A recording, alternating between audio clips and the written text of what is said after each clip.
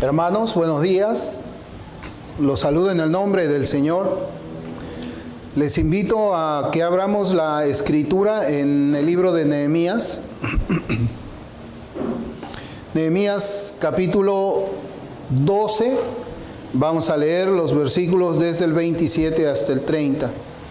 Nehemías capítulo 12, desde el versículo 27 hasta el versículo 30.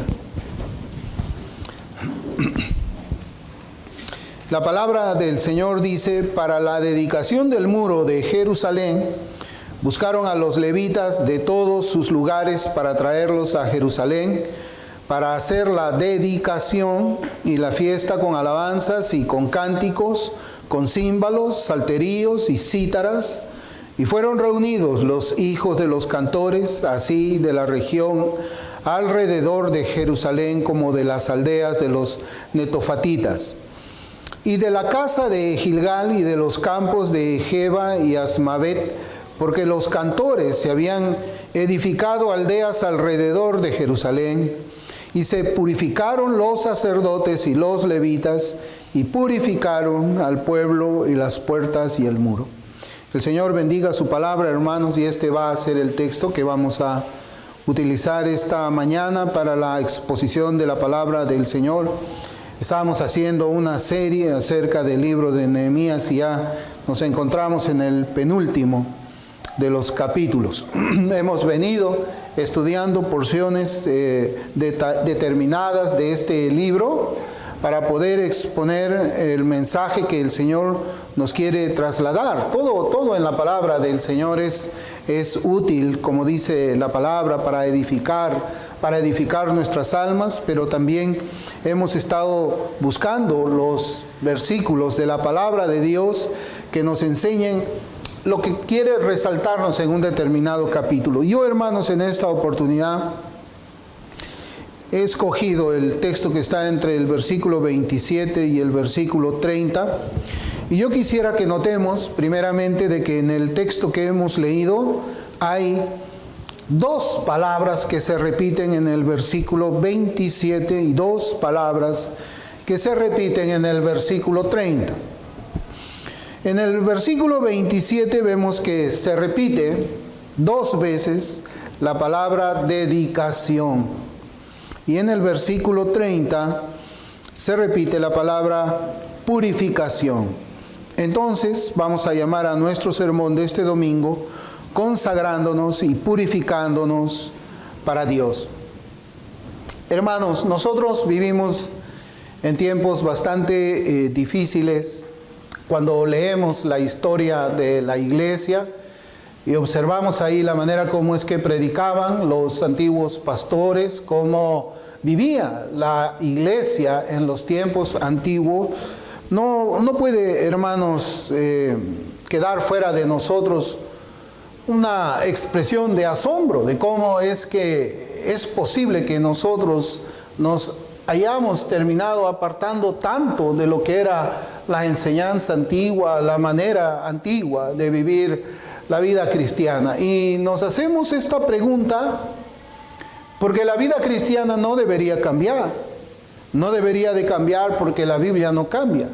La Biblia tiene un solo significado, una sola interpretación durante todos los tiempos. El Señor Jesucristo mismo nos enseñó de esa manera cuando dijo que ni una tilde pasará antes de la Biblia, ¿no? Antes que todo se acabe. Pero nos sorprende, hermanos, pues ver cómo es que la vida cristiana se vive de una manera distinta. Y aún podemos ver que existen algunos mensajes que hieren a cierta clase de profesantes. Ellos son heridos cuando se predica la santidad bíblica desde una perspectiva bíblica. Ellos se hieren cuando, por ejemplo, nosotros hablamos acerca de la necesidad de la dedicación de nosotros a nuestro Salvador, a Cristo, quien fue colgado en un madero, quien sufrió mucho en su cuerpo y en su espíritu también, para darnos a nosotros esa salvación de la que ahora nosotros podemos gozar y nos alegramos en ellos. Hay una parte muy grande de la iglesia también que se hiere, se enoja cuando nosotros hablamos de la necesidad de la purificación. En Efesios 5 vemos que el Señor Jesucristo dice, la palabra de Dios, que Él se dio a sí mismo para tener una iglesia que sea pura, santa, sin mancha. Ese fue el propósito de Cristo de todos los tiempos, desde la eternidad pasada, acerca de esa razón por la cual Él iba a sacrificarse en una cruz para tener un pueblo que había sido escogido desde antes de la fundación del mundo, los cristianos. Pero hermanos, estamos pues viviendo en los tiempos en que ya no solamente nosotros debemos luchar contra los enemigos externos, contra los ateos, contra los humanistas, contra todas esas filosofías ateas que tratan de desaparecer la iglesia del Señor de la faz de la tierra, sino también tenemos que luchar contra aquellos que se hacen llamar cristianos y que rechazan el mensaje de santificación, de consagración y de purificación que nosotros leemos tantas veces en cada una de las páginas de las Escrituras. Entonces nuestro tema, hermanos, se va a llamar consagrándonos y purificándonos para Dios. Para tener un conocimiento bíblico de este tema debemos ver el contexto de la porción de la palabra que hemos leído, y para esto retrocedamos por favor al versículo 24. Yo quisiera que leamos, ahora que estamos hablando de la dedicación y de la purificación, retrocedamos al versículo 24 por un momento.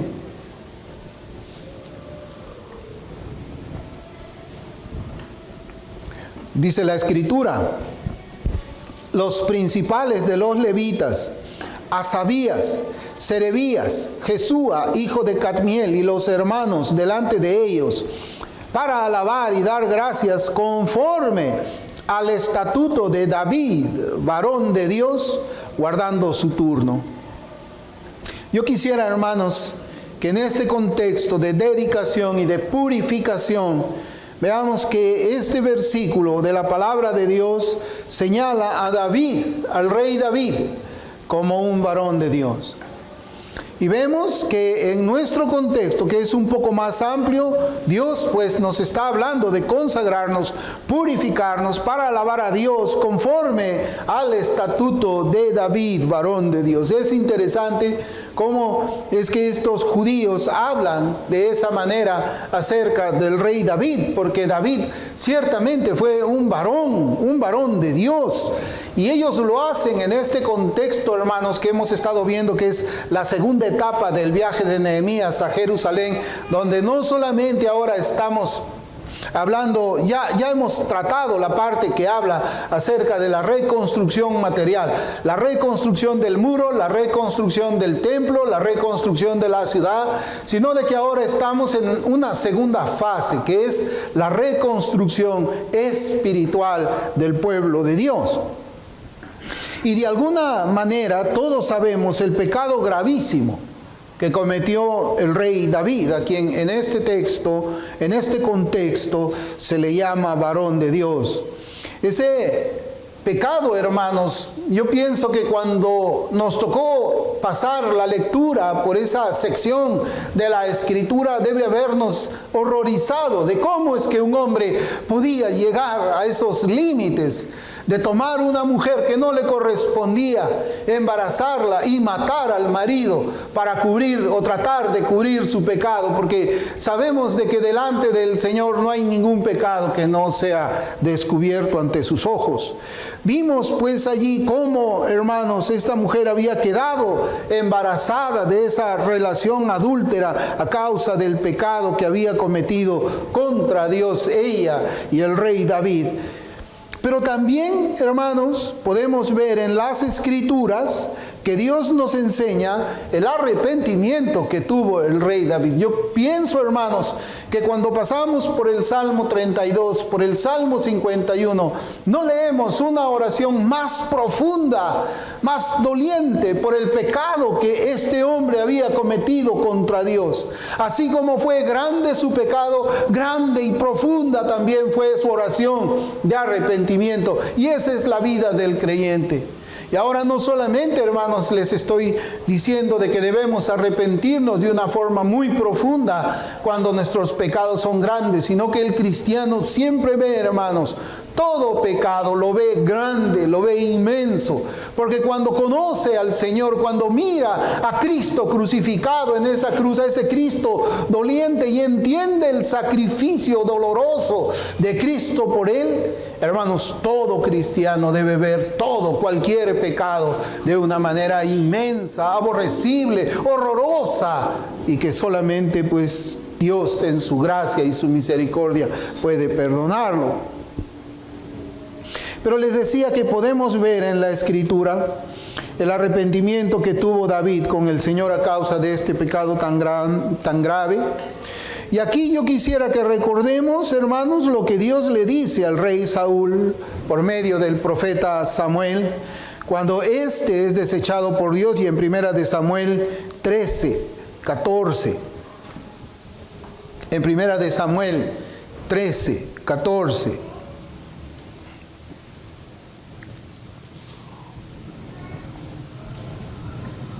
Dice la Escritura, son palabras de Dios por medio del profeta Samuel a Saúl, luego que él había desobedecido de eliminar a Amalec de la tierra. Primera de Samuel 13, 14 dice: mas ahora tu reino no será duradero. Jehová se ha buscado un varón conforme a su corazón, el cual Jehová ha designado para que sea príncipe sobre su pueblo, por cuanto tú no has guardado lo que Jehová te mandó. Hemos leído, hermanos, de que el pueblo, los cantores, llaman en el contexto de el capítulo 12 de Nehemías a David como un varón de Dios.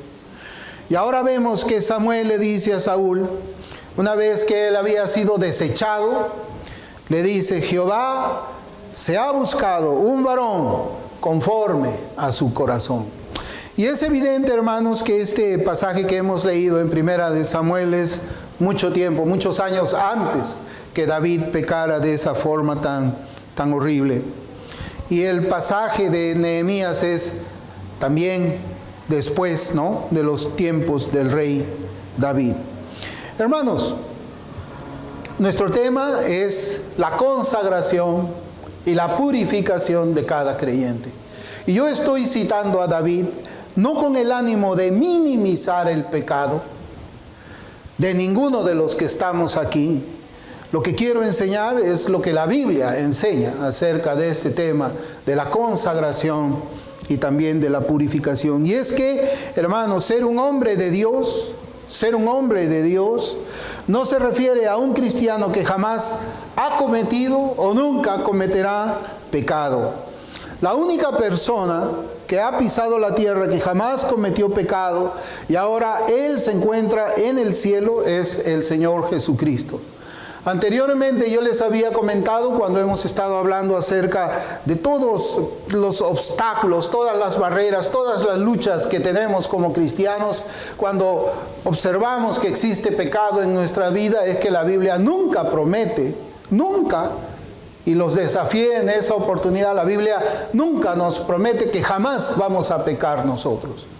Más bien siempre nos habla a nosotros en el sentido en el que sí vamos a cometer pecados, pero el arrepentimiento es lo que nosotros inmediatamente buscamos para restaurar nuestra relación con Dios. Y lo que les quiero decir es que lo que caracteriza pues a un hombre de Dios es la fe. Lo que caracteriza a un hombre de Dios o a una mujer de Dios también es la fe concedida por Dios para la salvación del alma. Es una fe verdadera que produce frutos de justicia y obediencia agradecida a Dios. Es una fe que nos mueve a luchar contra el pecado, mortificándolo, como dice Romanos 8:13. Es una fe salvadora que no nos conduce a una vida sin pecado. Esa fe salvadora no nos conduce a una vida sin pecado, sino a una vida de arrepentimiento sincero con Dios por los pecados cometidos. Eso es, hermanos, lo que nosotros debemos tener en nuestro pensamiento ahora que estamos hablando de este tema, y se los voy a recordar. Estamos hablando acerca de la consagración de nuestras vidas a Dios, y estamos hablando de la purificación de nuestro corazón, de nuestra alma y de nuestra conciencia delante del Señor. Efectivamente, hermanos, los pecados son horribles para Dios, y como son horribles para Dios, también son horribles para nosotros. No existe un pecado pequeño, no existe un pecado grande. Todos son igualmente pecaminosos delante del Señor. Pero yo lo que quería comentar, hermanos, haciendo precisamente esta cita de David, de cómo es que él era un varón de Dios y era un hombre conforme al corazón de Dios, es que Dios no cuenta los pecados como los contamos nosotros.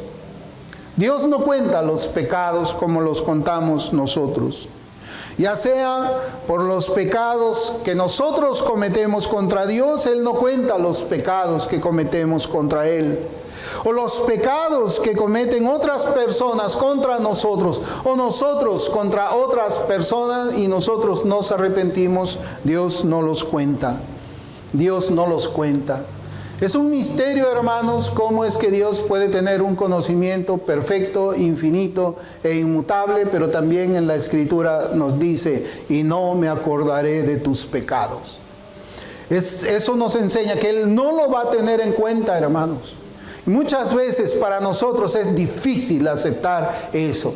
Pero creo que nosotros necesitamos también la fe verdadera, la fe salvífica, para creer lo que la palabra del Señor enseña.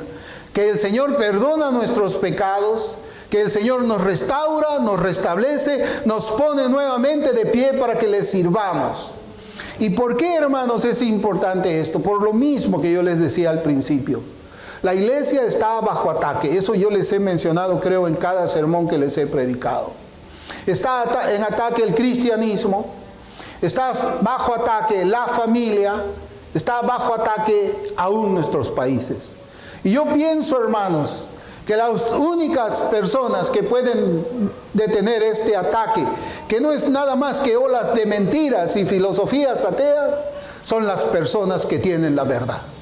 Y nosotros tenemos la verdad, porque la Escritura es la verdad.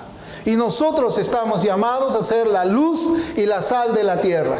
Y para que nosotros podamos estar en nuestro puesto de batalla, necesitamos estar bien con Dios, con un corazón tranquilo, con una conciencia tranquila y con un alma en paz, sabiendo que estamos a cuenta por Dios, con Dios. Lo que el enemigo quiere es que nosotros vivamos recordando siempre nuestros pecados. Eso es lo que él quiere.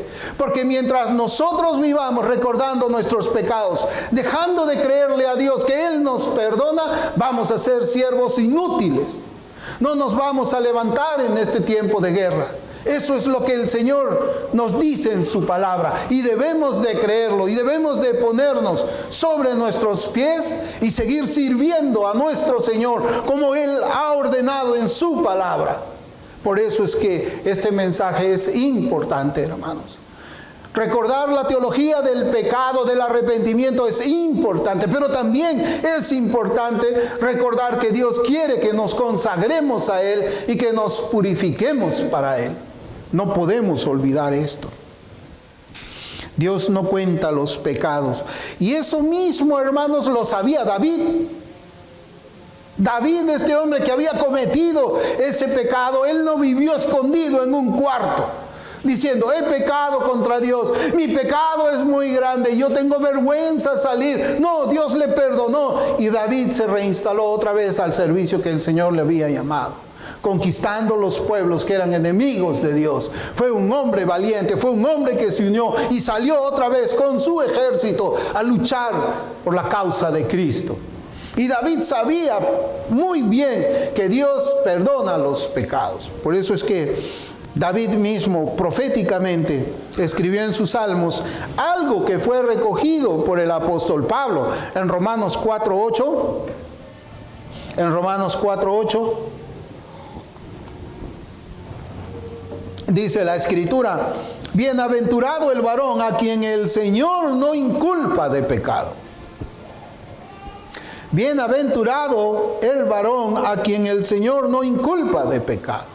¿De quién hablaba David? ¿De quién hablaba David? De aquellos creyentes, aquellos redimidos, a quienes Dios no inculpa el pecado. No está diciendo a quienes no pecan, sino Dios no inculpa de pecado.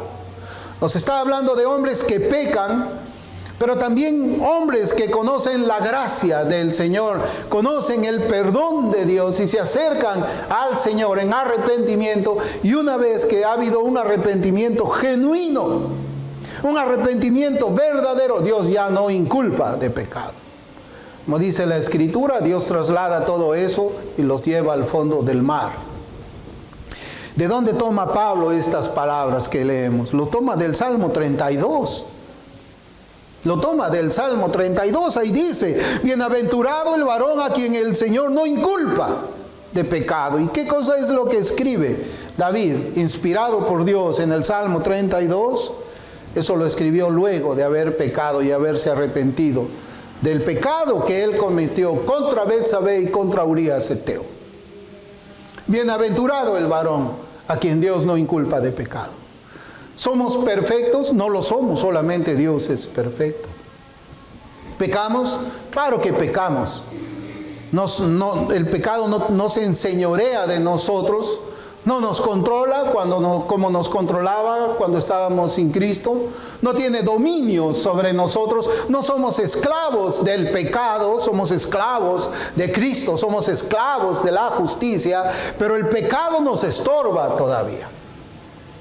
Si usted está buscando una religión donde no exista el pecado, usted se ha equivocado. Aquí, como dije una vez citando a Nicky Cruz, este lugar donde nosotros nos reunimos es un hospital de almas. Es un hospital donde nosotros buscamos la restauración con el Señor. Es un hospital porque buscamos restaurarnos también unos a los otros. Entonces, si usted está buscando para servir al Señor, no pecar, usted se equivocó de religión. Usted se equivocó de fe. Usted tiene que buscar no sé dónde porque no va a encontrar en ningún lugar eso. Y esto, hermanos, es un mensaje precisamente para recordarles el servicio que cada uno de ustedes tiene para con el Señor. El servicio, el deber, la obligación con Cristo. Eso es. Y Satanás, hermanos, puede pues aprovecharse de nuestro desconocimiento de la Escritura. ¿Por qué? Porque ya les dije, él siembra dudas en nuestros corazones para anularnos de nuestro deber de servir a Dios. A veces estamos así, ¿verdad? No, bueno, yo, hermano, si a mí me tocara eso, si yo pensara, si yo me dejara engañar por el diablo, pues nunca vendría aquí a predicar. Pero ¿quién es digno de pararse aquí? ¿Quién es el cristiano que no peca de alguna manera? Y yo no estoy hablando, hermanos, de pecados groseros. Yo no estoy hablando de que soy esclavo del pecado. Por supuesto que luchamos con el pecado, pero dice la palabra de Dios que aquel que dice que no ha cometido pecado le hace a él mentiroso. Y yo no estoy aquí para hacer mentiroso a Cristo. Yo, como todos ustedes, tengo una lucha contra el pecado. Pero si yo voy a esperar la perfección, pues yo no estaría en este lugar enseñándoles la palabra de Dios. Y creo que nadie podría pararse en este lugar a enseñar la palabra de Dios. Yo no le creo a Satanás. Es cierto, a veces viene el pecado a nuestras vidas y es cierto que Satanás te engaña y te dice, ¿qué? ¿Y así vas a predicar el domingo? ¿Así vas a ir a predicar el domingo? Silencio, Satanás, yo voy a ir donde mi Señor a pedirle perdón. Cállate, Satanás. No me vas a quitar a mí del puesto donde Cristo me ha puesto. Hermanos, yo les decía, los tiempos son cada vez más difíciles para los creyentes, para las familias en general y para nuestro país. No debemos dejarnos intimidar por el diablo, no debemos dejarnos engañar por Satanás, sino que debemos levantarnos. Debemos levantarnos como esas murallas fueron levantadas y consagrarnos como esas murallas fueron consagradas. Cristo es nuestro Señor y Él es el que pelea las batallas por nosotros. El Señor, y para demostrarles, hermanos, que verdaderamente nosotros pecamos, y de lo que yo voy a mencionar, ahí me incluyo yo algunas veces, y también yo sé que se incluyen algunos de los que están escuchándome desde este lugar. El Señor hace una acusación contra la iglesia de Éfeso. Una acusación en la cual muchas veces todos y cada uno de nosotros hemos caído. Él dice en Apocalipsis 2:4, pero tengo contra ti que has dejado el primer amor. Tengo contra ti que has dejado el primer amor. ¿Cuántas veces nos hemos olvidado y nos hemos enfriado? Y hemos olvidado ese primer amor al Señor. ¿No es eso pecado? ¿Acaso no es eso pecado? ¿Y cuál debe ser la reacción del cristiano en ese momento? ¿Abandonarse? ¿Irse? ¿No volver a la iglesia? Hermanos, de esto se trata el capítulo 12 de Nehemías. De arrepentirnos de nuestro pecado, de consagrarnos al Señor, de purificarnos y de continuar en esta batalla. De eso se trata. Donde las murallas de la moralidad y las buenas costumbres han sido derribadas. Donde la familia viene siendo derribada. Algunas veces nos sentimos que le hemos fallado gravemente a Dios y decimos como Elías: oh Jehová, quítame la vida, pues no soy yo mejor que mis padres. Así dijo Elías. Después que él vio cómo el fuego caía del cielo y consumía el holocausto que estaba bañado en agua, a la pequeña amenaza de Jezabel, la mujer de ese impío Acab, él se fue corriendo. Le tuvo miedo a la mujer. Y mientras huía en el camino, él se da cuenta y dice: oh Jehová, quítame la vida, pues no soy yo mejor que mis padres. Pero ¿qué fue lo que dijo después Elías? ¿Qué fue lo que dijo él? Bueno, en Primera de Reyes 19:4 es lo que él dice, lo que les he leído. Pero en el versículo 14 dice Elías: él respondió: he sentido un vivo celo por Jehová, Dios de los ejércitos. Porque los hijos de Israel han dejado tu pacto, han derribado tus altares y han matado a espada tus profetas, y solo yo he quedado y me buscan para quitarme la vida. Algo pasó, hermanos. Entre un momento en que Elías estaba, podríamos decir, en el suelo, deseándose la muerte, viendo su poca fe, luego de ver ese fuego que caía, no creía que Jehová podía mantenerlo en vida. Eso era un problema de fe y se deseó la muerte. Pero ¿qué pasa, hermanos, después? Que encontramos a este mismo hombre diciendo: he sentido un vivo celo por el Señor. Y comienza a hablar la situación de ese pueblo. No habían sacerdotes, no había un altar siquiera donde ofrecer un holocausto a Dios. Porque si usted lee el texto en el Monte Carmelo, Elías tuvo que armar un altar. No había altar, la religión había sido quitada de Israel. Él era un profeta de Dios. ¿Y qué le responde el Señor después? ¿Qué le dice? No, Elías, perdiste tu oportunidad. No, Elías, no me gustó que tú no creyeras en mí. No, Elías, no me gustó que tú peques. ¿Sabes una cosa? Me he conseguido otro varón conforme a mi corazón, como dijo en el caso de Elías, vete donde tú quieras. Ya no quiero usarte. No quiero verte. Desaparece de mi vista. No te quiero. Así le dijo. No. En 1 Reyes 19:15 dice, y le dijo Jehová, ve, vuélvete por tu camino por el desierto de Damasco. Le dijo, regresa a tu deber, regresa a la obra para la que yo te he llamado. Es cierto, te has sentido un momento de debilidad, pecaste contra mí, pero sabes, yo veo que tu arrepentimiento es verdadero. Levántate, regresa y quítale la vida a este, quítale la vida a este, nombra a este por rey, nombra a este por profeta. Lo recomisionó a sus tareas. Yo una vez, hermanos, hace mucho tiempo, creo que fueron uno de mis primeros sermones, cuando yo estaba en los Estados Unidos y allá se jugaba pues un deporte muy conocido, el béisbol. En el béisbol, strike 3, ¿qué significa? Out, estás fuera, te vas. Pero con el Señor no hay strike 3, no hay. Vamos a fallarle 3 veces y Él nunca nos dice, out, te vas. Vamos a fallarle 3 veces en un día posiblemente. En un solo día. Pero lo que el Señor quiere, hermanos, es que le busquemos. Esa es la gracia. Ese es el Dios que perdona. Acuérdese de B.B. Warfield, cuando él decía, un calvinista es alguien que se asombra de Dios, porque es un Dios que perdona, es un Dios que recibe pecadores. Ese es nuestro Dios. Volviendo, hermanos, a nuestro versículo 27, ahí en Nehemías 12.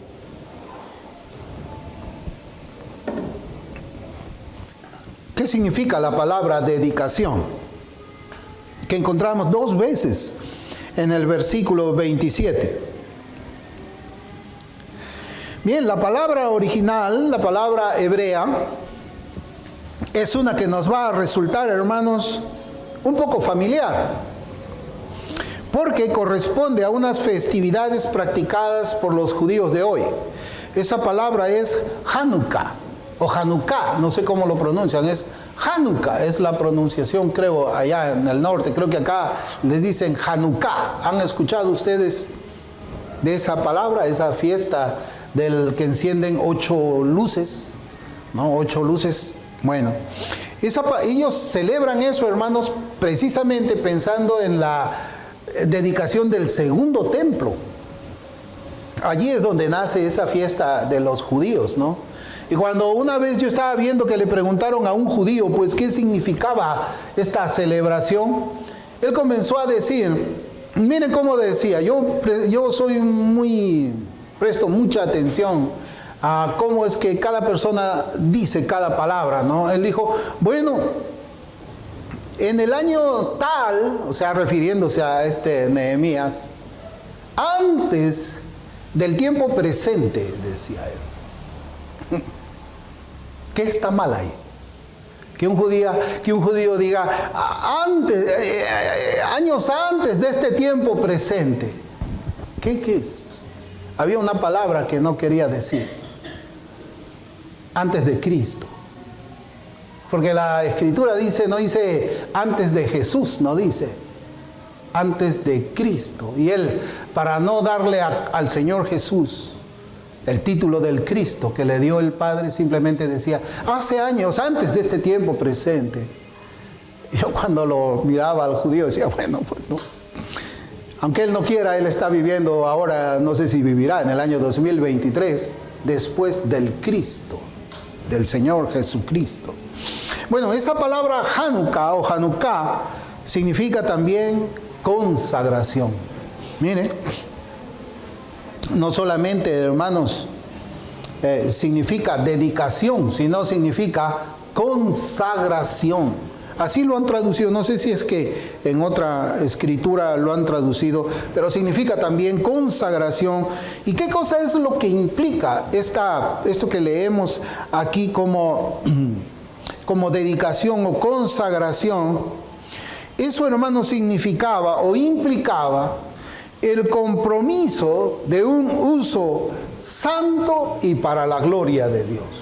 Cuando ellos estaban dedicando las murallas, cuando ellos dedicaban el templo, ellos lo que estaban diciendo, esto va a ser usado única y exclusivamente para la gloria del Señor y para un uso santo. Y yo quisiera, hermanos, que cada palabra que yo les estoy diciendo, si es que usted no la nota, guárdalo. Porque el judío hablaba de la dedicación, o como estamos viendo ahora, la consagración del segundo templo. Y eso significaba en la cultura de ellos, y significa aún hasta el día de hoy para los judíos, de que a esa muralla y a ese templo solamente se le iba a dar un uso santo. Eso significa consagrar. Un uso santo y para la gloria de Dios. Bueno, nosotros, hermanos, ya no debemos dedicar o consagrar murallas. No debemos dedicarnos a consagrar casas, locales o templos.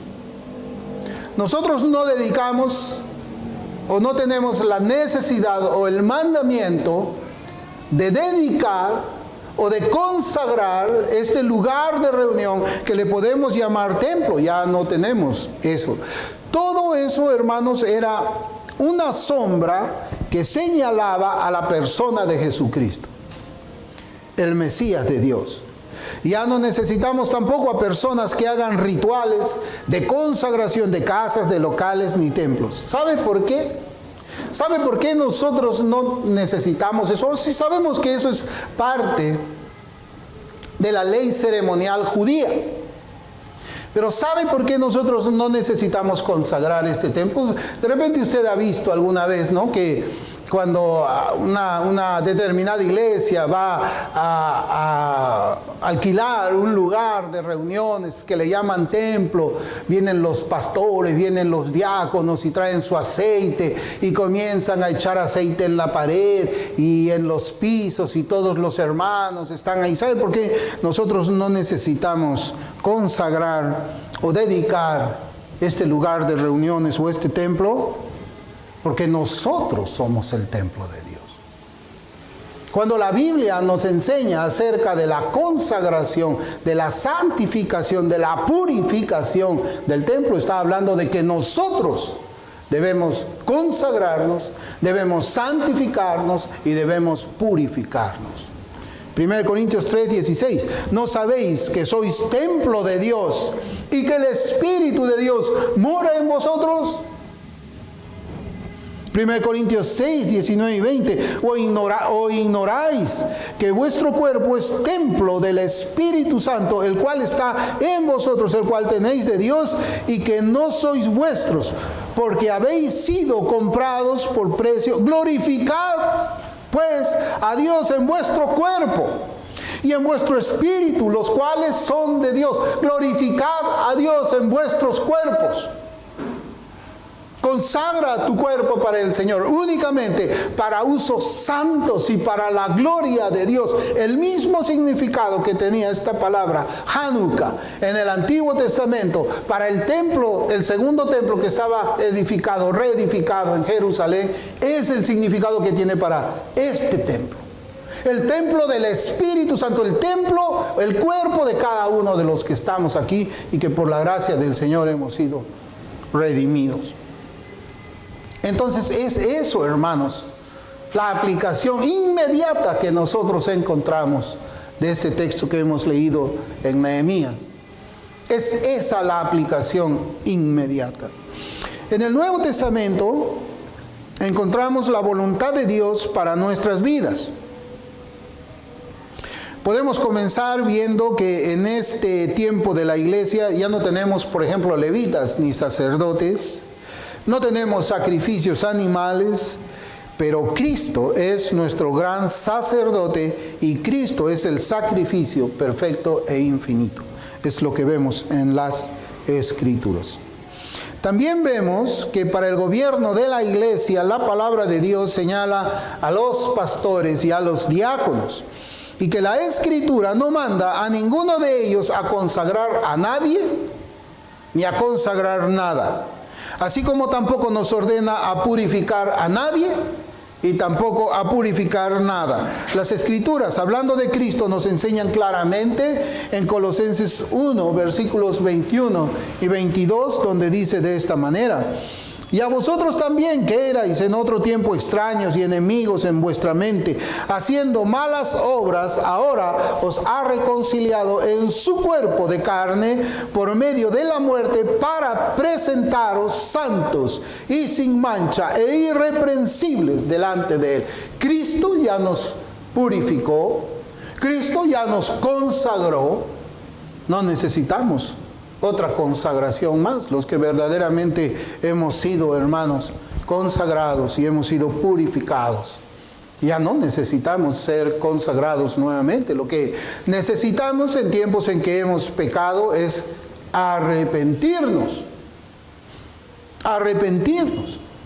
Y si una persona que ha pecado no quiere arrepentirse, está en más pecado todavía.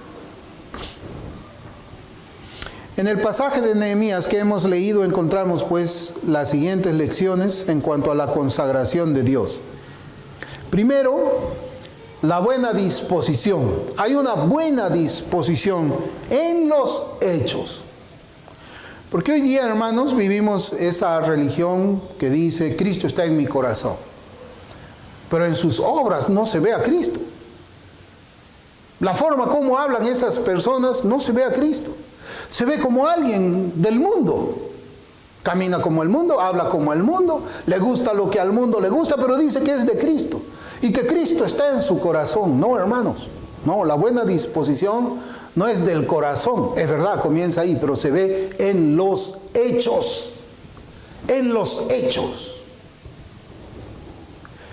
El versículo 27 nos habla pues de hacer la dedicación y la fiesta con alabanzas y con cánticos, con címbalos, salterios y cítaras. Es decir, hermanos, debe haber una disposición de gozo, de agradecimiento, de alabanza a Dios como el principio de toda consagración de nuestras vidas. Segundo, la consagración es personal, pero no es privada. Es personal, pero no es privada, es pública. Es pública en cierta manera. Nosotros no creemos que cada domingo hay que hacer pasar a un hermano aquí para que confiese sus pecados delante de todos. Esa es una interpretación errada de las Escrituras. Pero ¿en qué sentido es pública? En el sentido de los frutos espirituales. Porque los frutos espirituales se hacen evidentes en la congregación, se hace evidente en el hogar, en el trabajo y el barrio donde se desarrolla, donde vive cada cristiano. La consagración era pública en ese tiempo y también la adoración lo era, igual es en nuestro tiempo. Tercero, solamente un creyente puede consagrarse y purificarse para Dios. Solamente un creyente.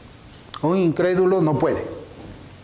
Solamente un creyente. Y esto lo leemos en el versículo 30.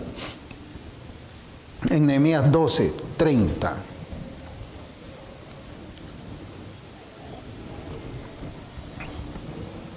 Y se purificaron los sacerdotes y los levitas, y purificaron al pueblo y las puertas y el muro. Hermanos, es un tipo de purificación, ya les dije, era parte de la ley ceremonial. Entonces era una purificación ceremonial. La sangre de los machos cabríos no quita el pecado. Los cubría por un momento, pero no los quitaba. Acuérdese que el propiciatorio era la tapa del arca del pacto, era un lugar que estaba con mucha sangre ahí. ¿Por qué? Porque dentro del arca del pacto estaba la ley de Moisés. estaba también la vara de Aarón, ¿no? Y en la ley de Moisés, y el pueblo decía, hay que poner la sangre de esos cabríos encima de la tapa del propiciatorio. Por eso cuando hablamos de que Cristo es la propiciación por nuestros pecados, es precisamente por las ceremonias judías que había antes. En el propiciatorio se ponía la sangre, ¿para qué? Para que el Señor viera la sangre y ya no vea la ley. Porque por medio de la sangre su ira era aplacada. Era también, acuérdese, en ese tiempo en que iba a haber la plaga de la muerte de los primogénitos. Tenían que matar a un cordero y tenían que poner la sangre en el dintel de la puerta, para que cuando venga el ángel de la muerte veía la sangre y ¿qué hacía? Se separaba, ¿no? Se separaba. Entonces, en el Antiguo Testamento esta purificación era ceremonial.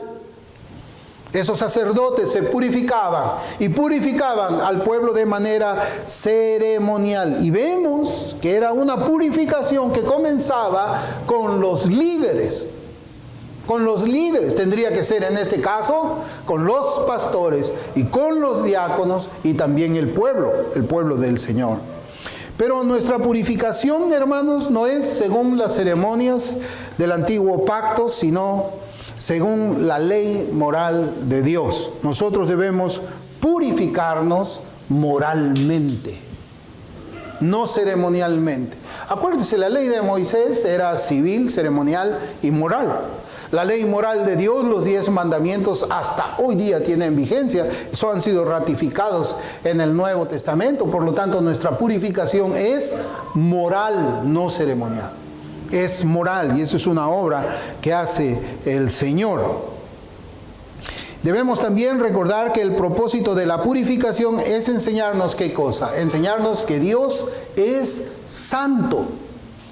¿Por qué tenía que purificarse? ¿Por qué tenían que ir al lavacro, a ese espejo de bronce, y mirar el sacerdote antes de entrar al lugar santísimo, que en sus atuendos no había siquiera una sola manchita? Porque era una purificación ceremonial. Así era la ceremonia en ese tiempo, ¿no? Y eso apuntaba ¿qué? A que Dios era un Dios santo. Es un Dios santo y necesitamos nosotros estar purificados delante de Él. Claro, si Dios es santo y es nuestro Padre, y somos hijos de Dios, y nuestro Padre es santo, ¿nosotros cómo somos? Santos.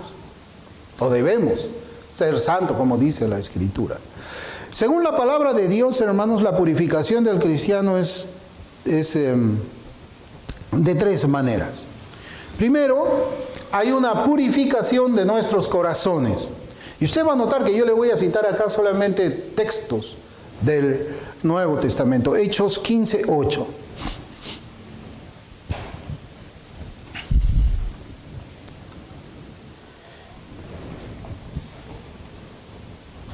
Hechos 15, 8 y 9.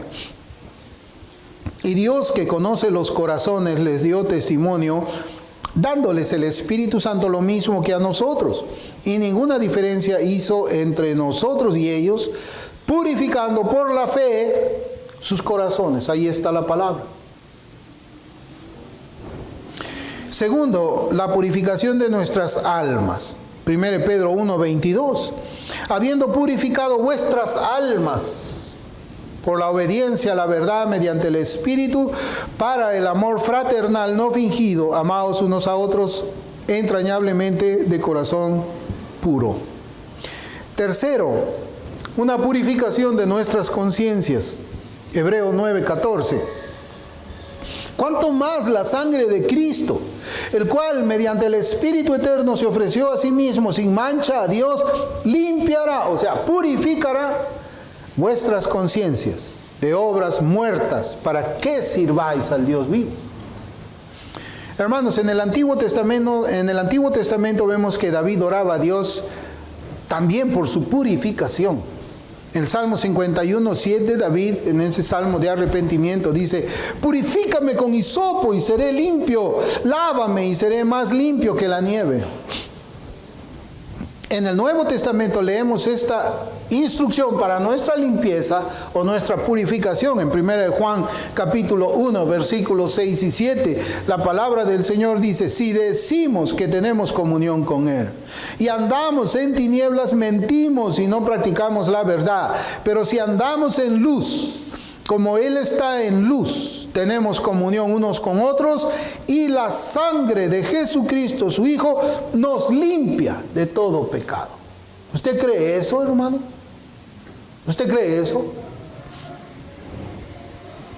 La comunión con el Señor Jesucristo trae gozo, trae paz a nuestros corazones y también nos limpia de todo pecado.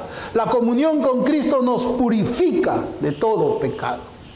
Y esa comunión comienza cuando nos acercamos a Él en la lectura de su palabra. Acuérdese, santifícalos en tu verdad. Tu palabra es verdad. Purifícalos con la Biblia.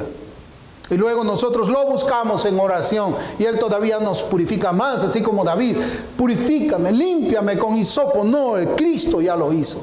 Y ahora cada vez que nosotros confesamos nuestros pecados en arrepentimiento, Cristo nos limpia y nos va transformando de gloria en gloria a la imagen de Él. Es decir, cada vez nos hace más santos, más puros. Sabiendo todo esto, hermanos, acerca de la purificación de todo nuestro ser, y viendo que los sacerdotes del Antiguo Testamento purificaban al pueblo de Israel en la carne, esa era una purificación en la carne o ceremonial, recordemos también este pasaje de la palabra de Dios en Hebreos. Voy a leer Hebreos capítulo 4, versículos 14 al 16, y dice: